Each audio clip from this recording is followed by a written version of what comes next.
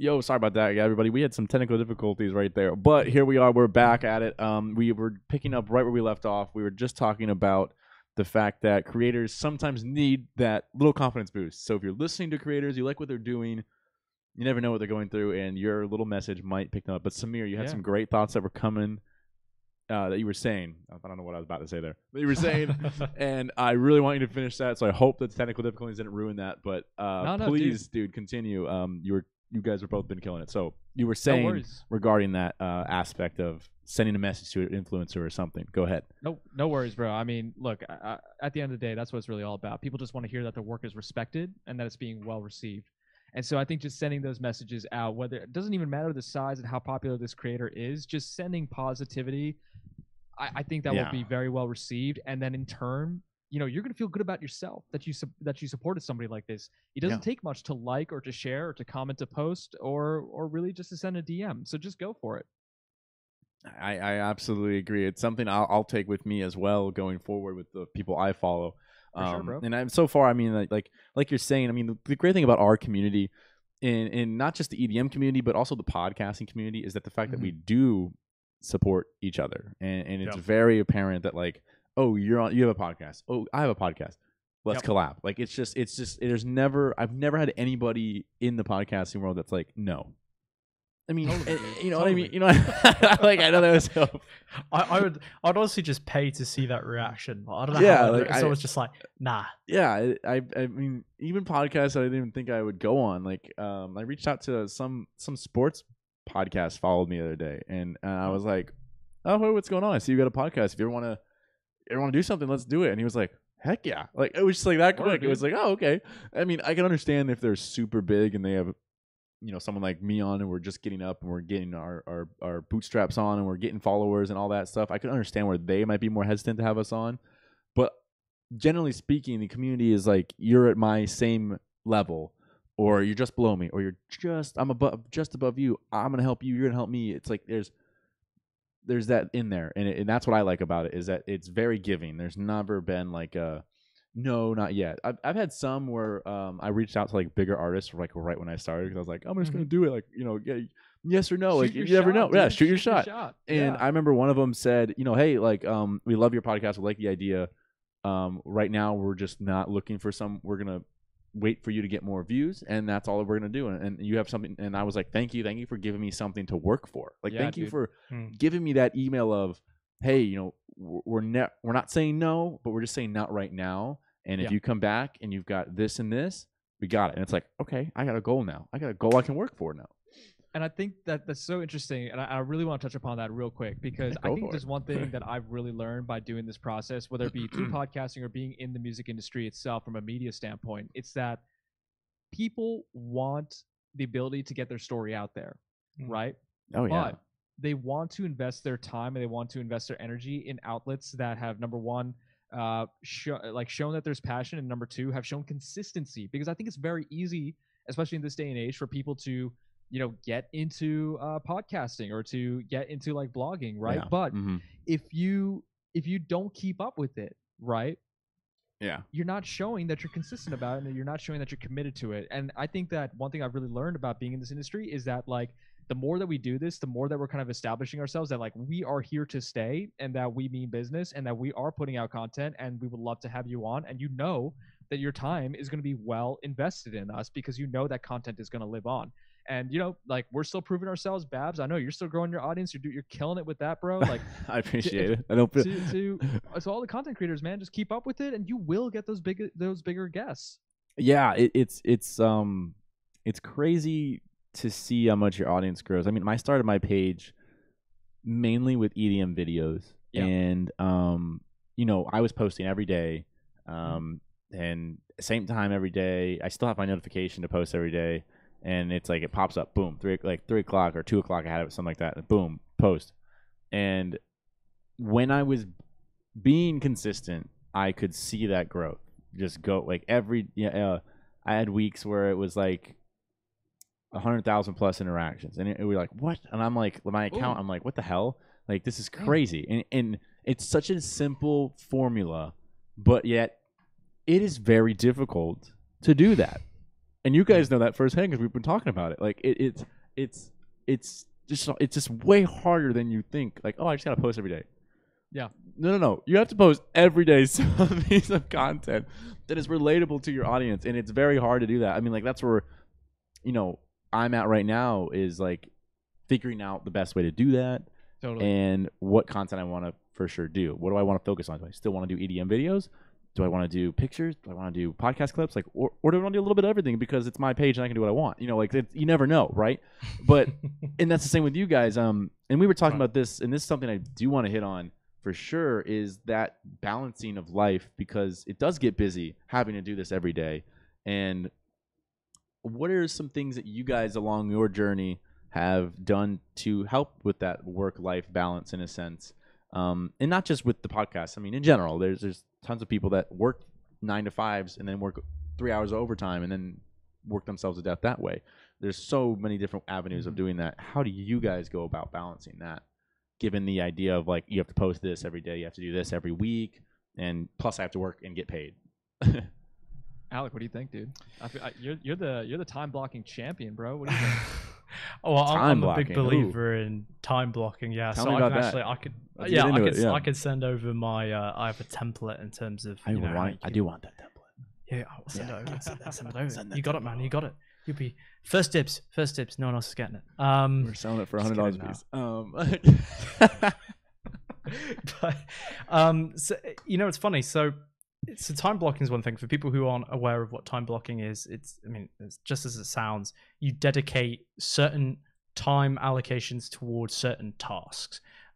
So I take it from both a macro sense and a micro sense. So every Sunday night, I sit down for about 30, 45 minutes, even sometimes an hour, and just write down every single thing that I think needs to be done during the week. Just brain dump everything. Okay. Absolutely everything into this one notebook, not even organizing it initially at least. So that's like step one, just brain dump everything that you have going for the week.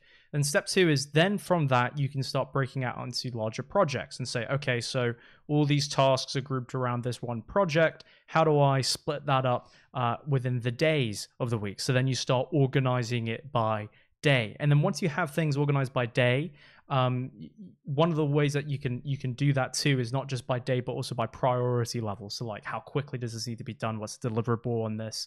So you weigh those two variables and you essentially just divide it up between the days. And then from there, if you need it, sometimes you may not need it, you divide it up, in the hours of the day. Some people find that very helpful to be like, okay, from 7 in the morning till 9 in the morning, I'm doing X, Y, and Z, all these tasks. And you kind of just build it up that way. But what I've learned is that it's okay to have this strategy and then not always adhere to it, right? It can't be a dogma because it's not always possible. Right. But it's just the process of putting your mind through those paces and organizing tasks and projects, both long-term and short-term that way, that will allow you to stay on top of things and feel like you're better balancing things. And at the very least, even if you are overwhelmed one week, you know exactly what you have to do and what's going on. So it's getting that time block process, but then also finding and planning downtime for it too, right? So you have the time block process, but it's almost like, for me personally, I'm a very high strung person. It takes a lot for me to wind down. I have to dedicate certain hours of the day to just winding down. Like, I'm not looking at emails. I don't do social media. Don't do whatever. No screen time. I'm reading or playing chess or whatever it might be. That is almost just as important, if not more important, than the time blocks, is just giving yourself the time to just think and reflect and just be present. And I think that's one thing that we often forget about in a social media age, is what being present means. It doesn't mean looking through your memories on things that you've posted 3 years ago, or it's literally just, can you sit down and can you just reflect on your day and can you just think, not being motivated by any notification on your phone or your laptop. And I found just combining like the structured way, it's like a paradox. It's like you have to be both structured and unstructured. You have to have structured time and unstructured time on the other. So it's a learning process, man. And just also, that's the third thing I'd say, is having, the mental ability to be like, this is a learning process. This is going to take time. I'm going to have to adapt it and tweak it as I go on, and my needs and things may change. This process may change, and that's okay because things evolve and things change. To your third note there, absolutely. I mean, I had a method I was doing things, and I too realized, like, you know, there might be a better way of doing this. And then that method was working for a little bit, and then it started to run me down again. And I was like, well, maybe there's another way of doing this. And now here we are. I've got a better routine, and I'm slowly working out those kinks to make it even better. I mean, yeah, I absolutely agree with that. There's never one way, and that's the other thing I should tell people is just because we do something one way and we give a suggestion to do something one way doesn't mean you cannot find your own way of doing your time management. I mean, everyone is different. Everyone has their little things that work for them, whether it's with time management or studying or, you know, how they prioritize things. And yeah, I think you're absolutely right though. It should be ever changing. You shouldn't be so rigid and stuck in your way. I have to do this. I have to do this. Okay, I missed something. I can come back and do it during this time, and I can just take a breather right now, you know, and then calm down, get ready for whenever you have to redo it, you know. That's also a thing, is that adjustment is necessary in my head. There's times where you have to kind of make a quick, okay, I got to do this here, and then I'll do this there, and yeah, that adjustments sometimes happen. That's what I was getting at there. Totally, you have to, you know, and just building on top of that too, it's not just about making those adjustments. It's understanding that the adjustments come because you have a set of principles or pillars for which you organize your life around, and for what, most importantly, I mean, what do you organize your life around, right? Like, there's that conversation is what you should organize your life around is what you are passionate about, what you care about, what gives you energy. You should be spending the majority of your time doing things that give you energy, even if it means that there's no, you know, immediate gratification of certain senses, but just anything that gives you energy. Like, these are the things that you should be focusing on. And once you figure out those pillars, you realize that the actual processes that you have in place, you know, I'm not saying that you have to be, you know, completely cowboy and just out there and no organization, right? But once you understand those pillars, like understanding who you are and what's valuable to you, you can then adjust your strategy as need be. So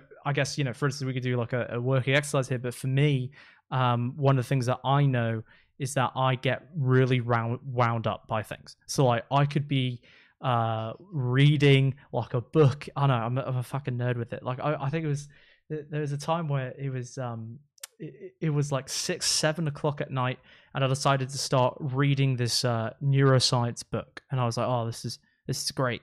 I was up till 4 a.m. reading this thing, right? So this is supposed to be my downtime, but I've learned that, you know, a benefit is things that like intellectually, right? Like, it's absurd. Like, things intellectually stimulate me, and that's great, right?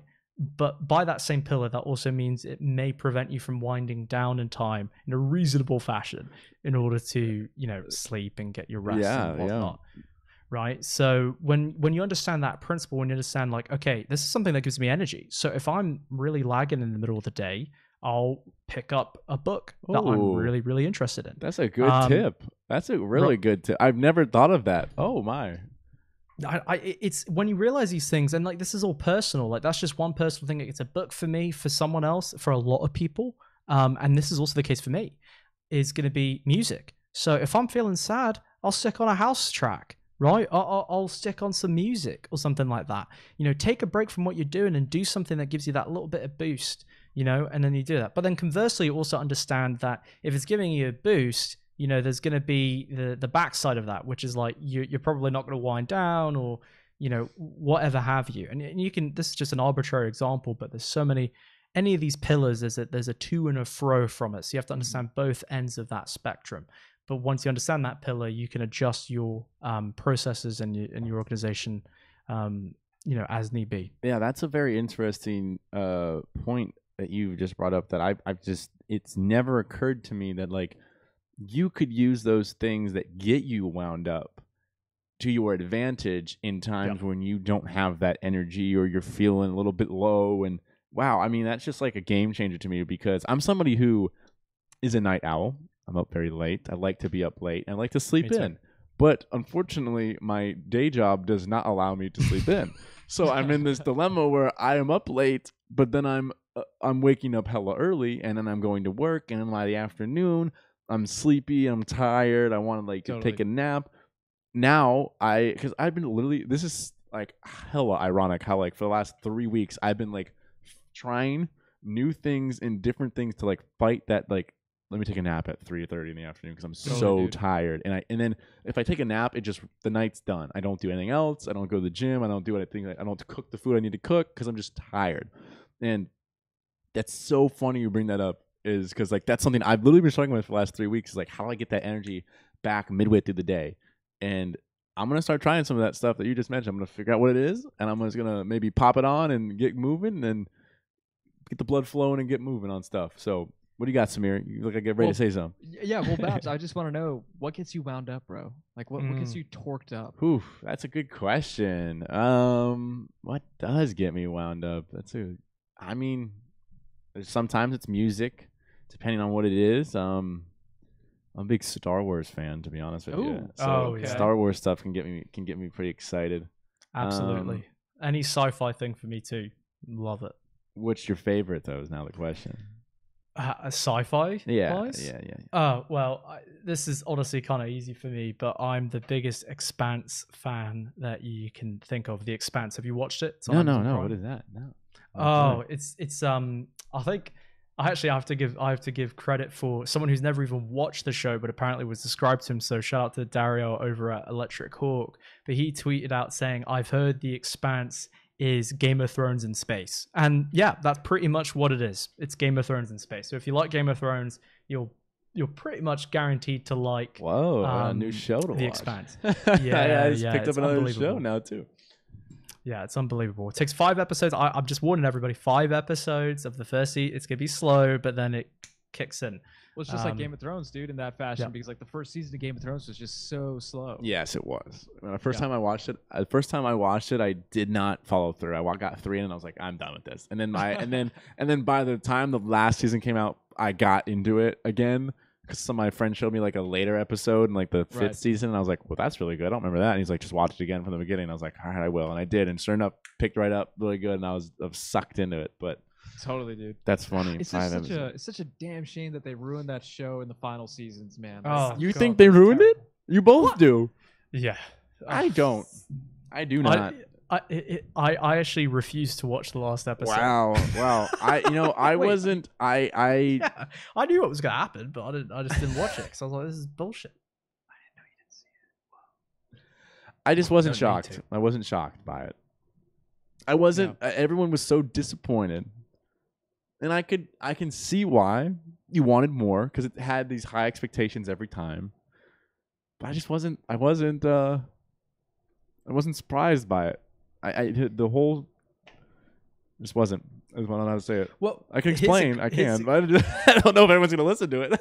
But so here's a quick. This is one of my quick side tangent that may turn into the actual conversation. Okay. All right. Speaking of things that disappoint you. And I'm going to be surprised if people with this link here. Okay. What do you think of the Weeknd's performance in the Super Bowl? I did not see it. I'll be honest. I watched the Super Bowl, but at the halftime show, I went outside and we were smoking cigars, and I was enjoying a nice cigar. And I do like cigars, so I was enjoying those cigars. Sounds like a good halftime to me, dude. Yeah, it was. A little cigar, a little whiskey. Woo, feeling good. It was great. So I didn't see it. My friend had money on it, though, and I guess he won. He had some bet on like how many songs he would play or something, so he won that. Damn, you could bet on anything. I didn't even know that was a thing. Anything. My friend had bets on towing costs. He had bet on the color of the Gatorade, and then a bet on the halftime show. And he had a bet on the national anthem. That was okay. I'm not gonna lie. The bet on the national anthem was one of the funniest things ever. So we had bet. All weekend he's talking. He's like, I'm gonna throw $500 on this bet. We're like, to bet the time of the national anthem? That's crazy. My God. So he's like telling us like, oh, the guys from Barstool went, and when they were practicing it, and it turned out to be 2 minutes long, and the bet is over or under 2 minutes. You have to, win just straight up. You bet if it's over or under. And I was like, well, who's singing it? And he tells me it's Eric Church and there's some girl named, I think, Jasmine something. Mm-hmm. Don't quote me on that. I don't remember. And I said, oh, over 2 minutes, no doubt about it. I was confident. I was like, bet over 2 minutes, and he's like, all right, I will, and he did. So we get to we're at the place we all watched it, and he clicks timer right when it starts, and we're just we're all standing there in the bar, hands over our hats off, and we're watching it, but we're watching the time. We're just watching the time. And when it went over 2 minutes, the song was not over yet, and we're all screaming, we're going crazy because we know we just won this huge bet. And the people behind the bar are like looking at us like, what the hell? The game hasn't even started yet. Like, what the heck's going on? But it was one of the funniest things ever. And I'm not gonna lie, it made it very much more exciting. It made it very exciting. Bunch of dudes. I love to see it, man. We were just very excited for that Pledge of Allegiance. Star Spangled Banner. But Alex, to answer your question, I was having troubles like with watching the game and everything until you came to my rescue. But I unfortunately did not get a chance to watch the halftime show. But I know that people were disappointed about Daft Punk not showing up. What? Like, okay, so what? It's okay if they didn't show up. Was that a rumor? I didn't know that was a rumor. Oh, it was a big rumor. Yeah. Well, where was I? I did not realize that. Why was that a rumor? Can you explain? Yeah, because The Weeknd and Daft Punk have a song together. Feel It Coming, right? Is that how, is that it? Yeah. And anyway, so the thought was they're gonna make their first appearance at Super Bowl. That would have been slide. That would have been cool. Totally. But people get their shit hyped up like all the time. Like, oh, Daft Punk is gonna be here. Daft Punk is gonna be there. You know. Oh like, yeah. No matter what, The Weeknd Swedish is House still Mafia a has great been, performer. Swedish House Mafia has supposedly been coming back for the last 3 years at EDC and Ultra, so who knows? Those guys are a fucking mess, dude. There's nothing more to say about it. It's just an absolute fucking mess. I can't even get to tell you. I think we spent a good portion of our first season trying to figure out what was going on with that, and we were just like, whatever. I'm so done. Them and Ultra. Just finish with those people. Come on, fuck Ultra, dude. Oh my god, the amount of stuff we covered on Ultra. But to your point, Samir, I think I was really kind of shocked, and I was disappointed in the community that everyone was so down on The Weeknd because Daft Punk didn't show up. I think people, I couldn't believe it. Like, I thought he gave an amazing performance. I think people were off the fucking rocker for thinking that he did anything else. Also, Raymond James Stadium is not a big stadium by any regards, right? No, so I think really. People also trying to compare it to last season's halftime show. You can't really. The scale of the stadium's different. Also, COVID, right? And so there are probably restrictions placed around the amount of performers you could have or whatever have you. So I understand, like, people were disappointed about Daft Punk, but I thought he had a phenomenal performance. I mean, his voice was spot on. I thought the production was simple yet really effective. So I thought he did a really good job with that. I will say, however, the one critique that I did see on EDM Twitter, which I think is valid. Okay. I think it was it Wolfgang Gartner? I think it's someone like that. What about if you can have 25,000 people in a football stadium and it's okay to go see a live Weeknd concert and then play some football after, why aren't we allowed to have other types of concerts? Well, it is in Florida. That's the only part of the equation I will say that they did not mention in their tweet. Florida's open. It is Florida. Yes, that is true. I'm here. I'm Buck Wild. It's Buck Wild. We're open. That's all I can say. In Tampa right now? Oh, I live in Tampa. Oh, yeah. Oh, I didn't. You're in North Carolina for some reason. I'm sorry, man. No, you're good. You're good. I posted a picture in North Carolina like a week ago because I was up there. But we went hiking and stuff, so we were in North Carolina. But yeah, I'm from Florida, so it's been open and grooving for a while now. Yeah, you guys are West Coast. You guys are West Coast Californians. I'm curious. We can dive in a little bit. We probably do have very different views on it. I'll be up front with you, just because of where we are geographically, not politically. I don't mean it like that whatsoever. I just mean where we are. It's so different.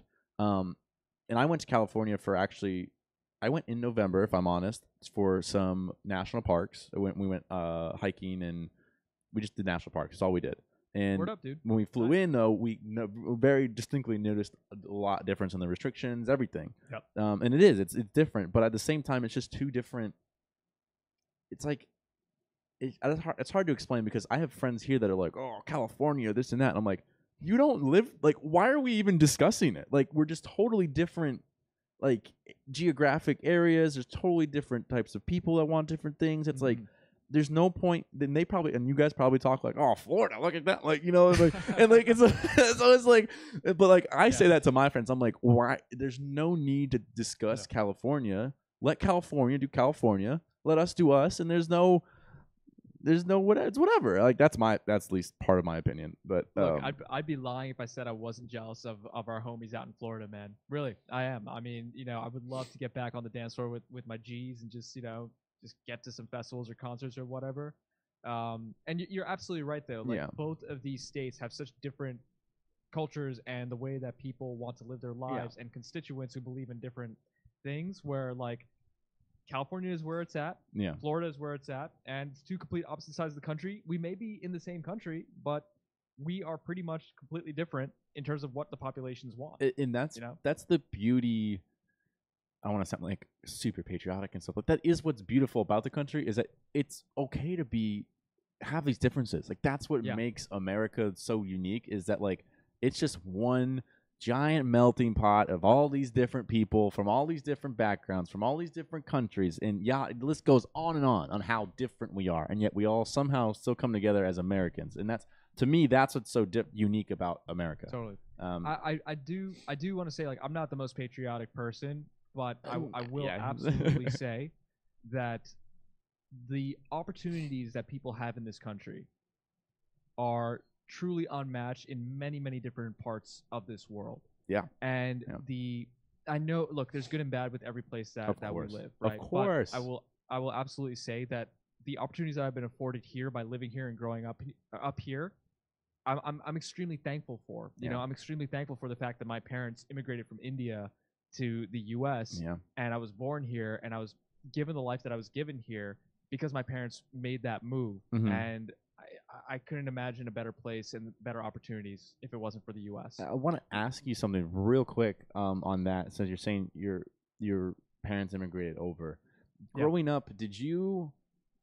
Because I'm fascinated by this. I'll be honest. Because I was born here. Sure. I was born here. My parents were born here. We're just Americans. We didn't have that immigrant lifestyle, and in from what I've observed, and this is only because I do have friends that families were immigrants, stuff like that.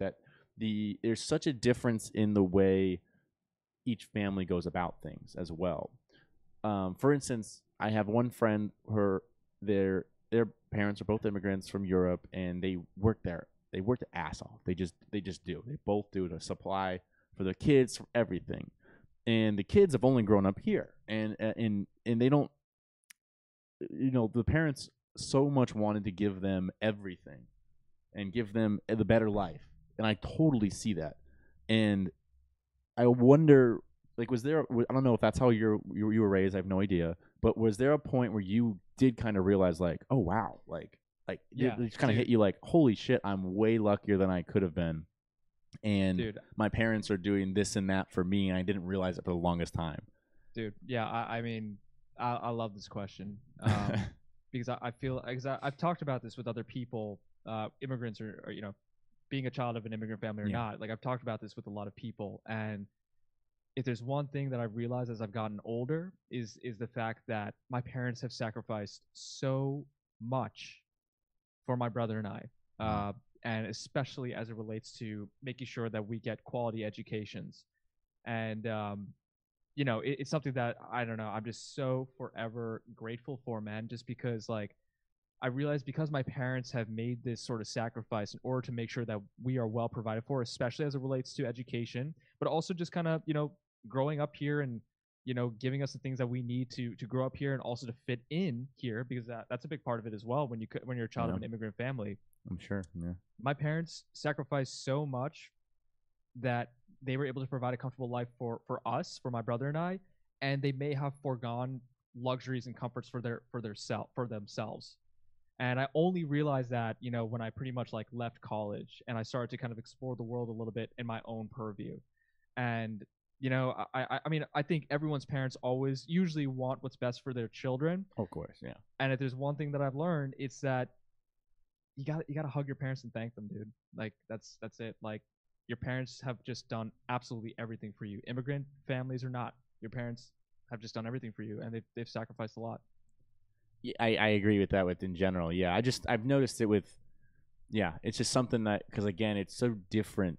There's a lot of friends. I have both friends, and some are, again, full family, born and raised here, and they don't necessarily see the gratefulness in it. And it's something I've always brought up. Totally, even with dude. them, I always ask, because it's just something that I'm so curious about, and because I have other friends on the flip side of it, don't see at all that their parents have literally left everyone they knew, came over here, worked their ass off, and they're giving them money to go to, like exactly everything you're saying they're doing. It's like the kids don't see that, and I'm not saying, I don't know how, I'm not trying to like make them feel bad. I'm not, but I'm just curious, because I like when someone does realize that.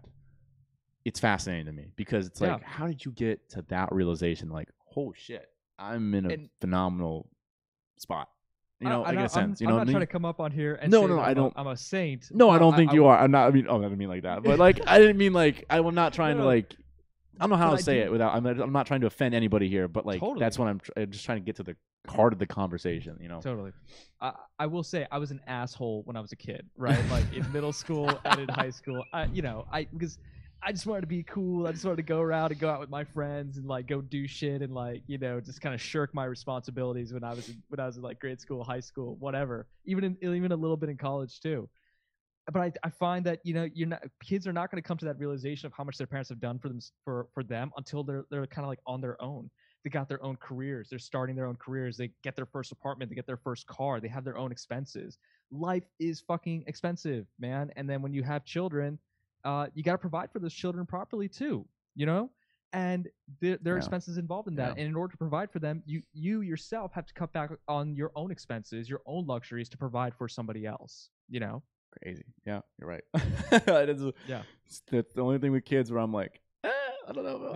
I know. Sorry, I just get so heated. I get so passionate about like stuff like this, just because like I fucking love my parents, man. I love them. I mean, and as everyone should. I mean, and there's a fine line. I understand. There's totally different scenarios out there where the family might not be such a great scenario to be in and around. I have friends just like that where the parents don't really do anything, or they ask the kids for too much, and it's like, man, I don't know what to say to you, but maybe it is time for you to just take a break and just say, I can't do this anymore. I love you guys, but I need space. And that's hard. That's difficult. That's another topic in its own. But it's you should be passionate about that though. You should.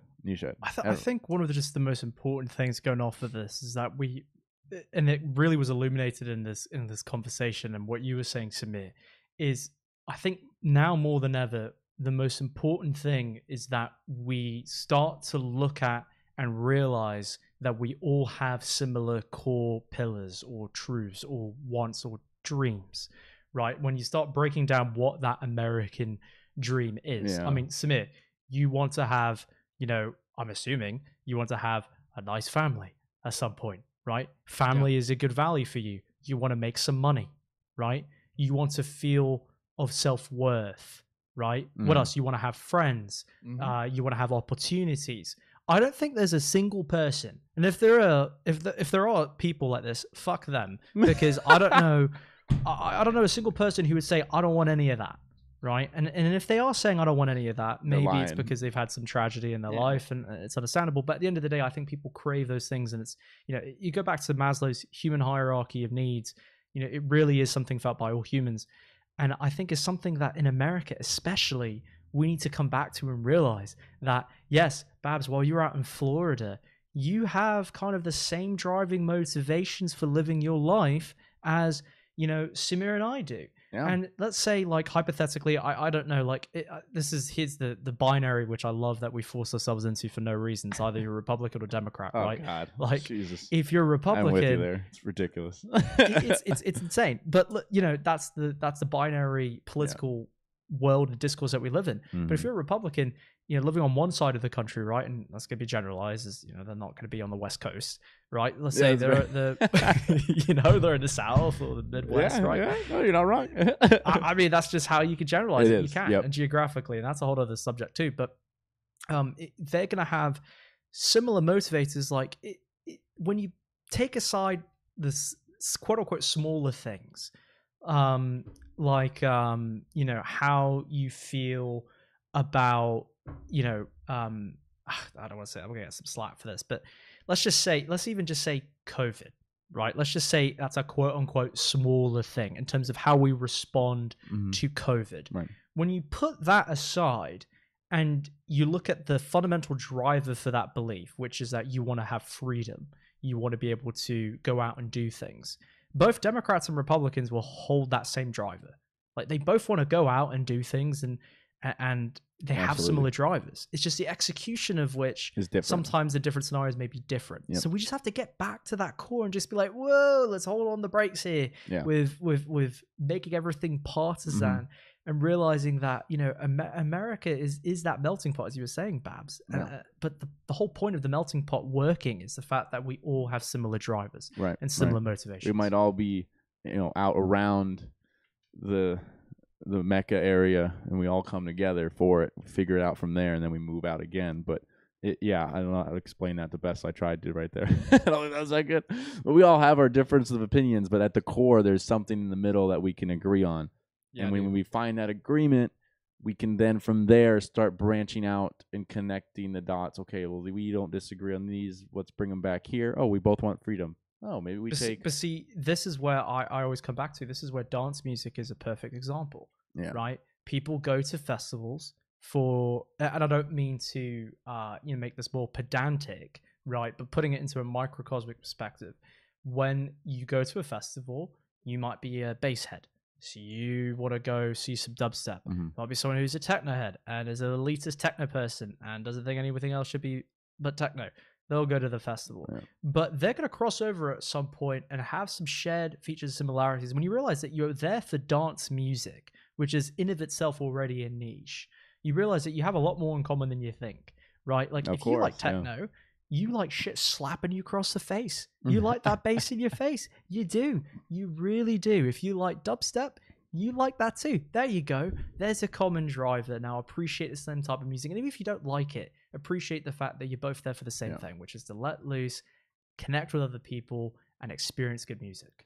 And I think just when we realize that these sub-communities have kind of the key for the larger societal issues, which is realizing these common core beliefs, it's very powerful, and it really has been in my life, and that's something that the dance music world has done wonders for me, is realizing actually how easily it is to connect with somebody else who's a completely different world experience and paradigm than you. I absolutely agree. That is what is so wonderful about festivals and that festival lifestyle, is that when you are there, you're all there for the same reason. You're there to take a break from the norms of society, have 3 days off, and just enjoy those 3 days however you so please. And that's kind of what everyone knows when they go to those things. You know, you run to a few, sure, if you got assholes here and there that come out of the woodwork, but but the majority of people are not a part of that. I agree. Well, you know, on that tidbit, you guys, I've enjoyed the fuck out of this. This has been awesome. I love having two guests on. I love having two guests on that have this energy that we can have, and we can keep talking. I could talk for another 3 hours. We're running out of time though, unfortunately. But you guys are always welcome back on. I definitely want you to. We got so much more to dive into and unravel and unpack that we weren't able to tonight. So I just wanted to say that. Check out Beyond the Beats podcast. Alex, Samir, I appreciate you guys coming on once again. I can't wait to come on yours whenever that is available. Absolutely, bro. Absolutely. Babs, thank you so much for this opportunity, man. And we can't wait to have you on our show as well. I'm looking forward to it, boys. All right, I will talk to you guys shortly. Peace. Peace, G.